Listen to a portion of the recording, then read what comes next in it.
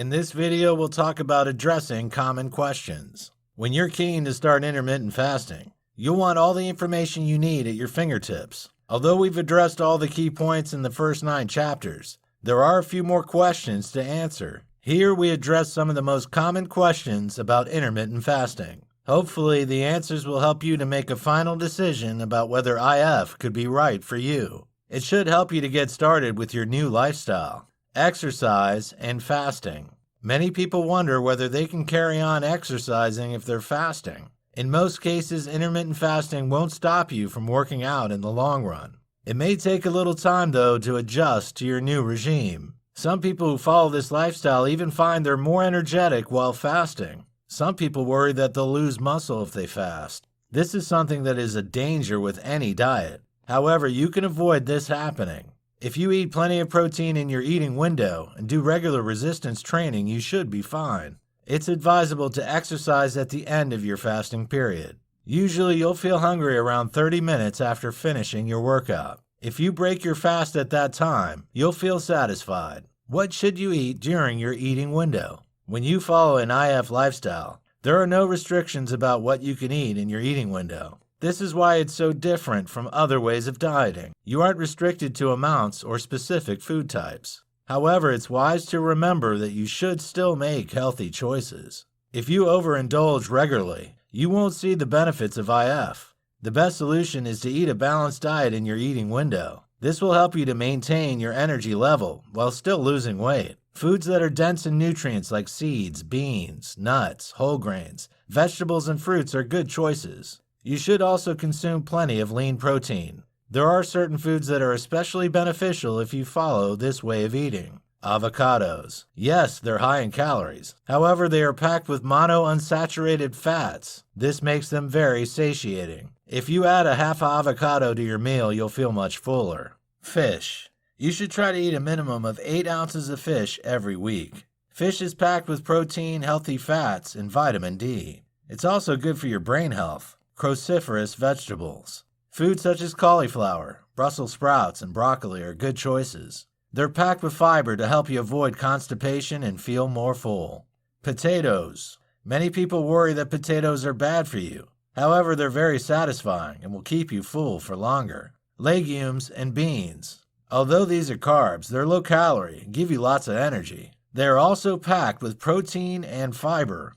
Probiotics. Eating foods rich in probiotics like sauerkraut, kefir, and kombucha helps keep your gut happy. This will help you to avoid stomach issues when you're adjusting to this diet. Berries, strawberries, blueberries, and others are packed with nutrients like vitamin C. They're also rich in flavonoids, something that is known to boost weight loss.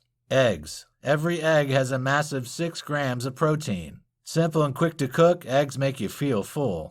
Nuts. Yes, nuts are high in calories. However, they're packed with polyunsaturated fat that helps you feel full. Whole grains.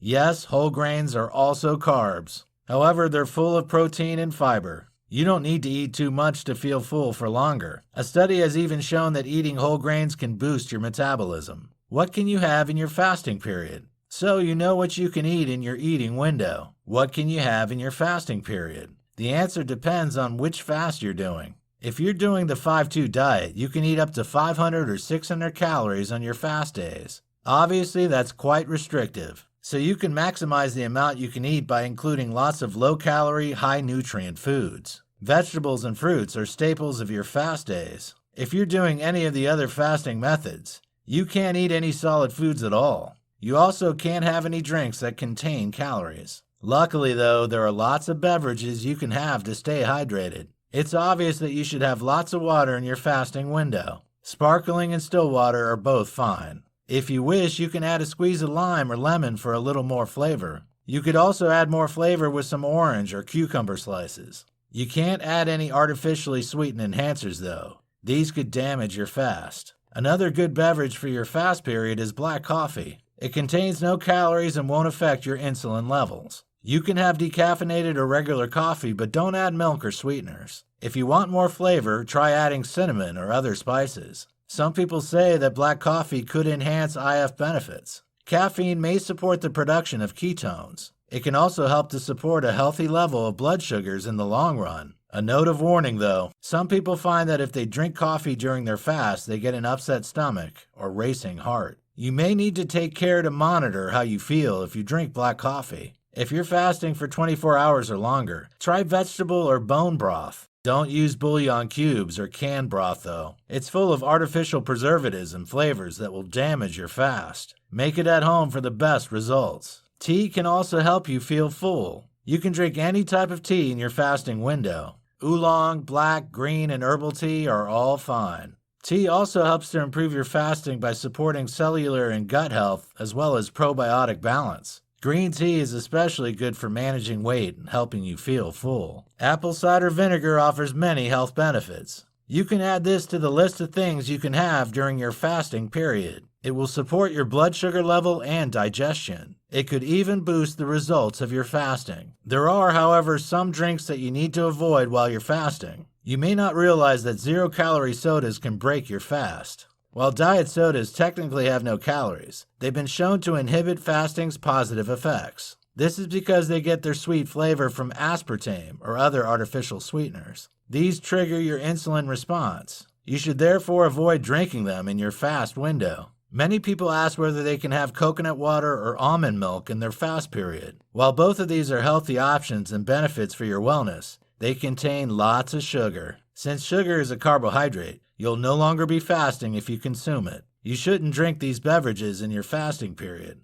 One very common question is whether it's possible to drink alcohol if you're doing an IF diet. It's important to limit your consumption of alcohol to your eating window. This is because most alcoholic drinks contain a lot of calories and sugar. Therefore, drinking them will break your fast. Also, alcohol will have more effect on you if you have an empty stomach. Even a single glass of wine may make you feel unwell. Can children try intermittent fasting? There is no specific evidence to say whether it's safe for children to try intermittent fasting or not. Some experts say that it's perfectly fine, especially for those who are already overweight. Others say it's a bad idea since children are going through a period of rapid growth. They need sufficient calories to support their development and growth. Children need to eat enough protein, vitamins, and minerals. If they don't get enough, they could become ill. It's probably wise to speak to a doctor before putting a child on an IF diet. Is fasting unhealthy? It's only natural for people to ask whether fasting is unhealthy. Those who extol the virtues of more traditional diets say that fasting could slow your metabolism. This could cause you to put on weight, not lose it. Therefore, they say fasting is unhealthy. However, this isn't the case at all. People have been fasting for centuries with no ill effects. Studies carried out on people during Ramadan have shown that extended fastings cause no health issues for most people. There are a few issues to bear in mind, though. Fasting isn't for everyone. Some people find it difficult to fit into their lives. They struggle to sustain this lifestyle for extended periods. They may find it difficult to fit in socializing, work, and exercise around fasting windows. This can lead to an inconsistent eating schedule that may have unhealthy consequences. There are a few other issues to consider, too. Some people who try IF begin to lose touch with the signals that tell them that they're full and hungry.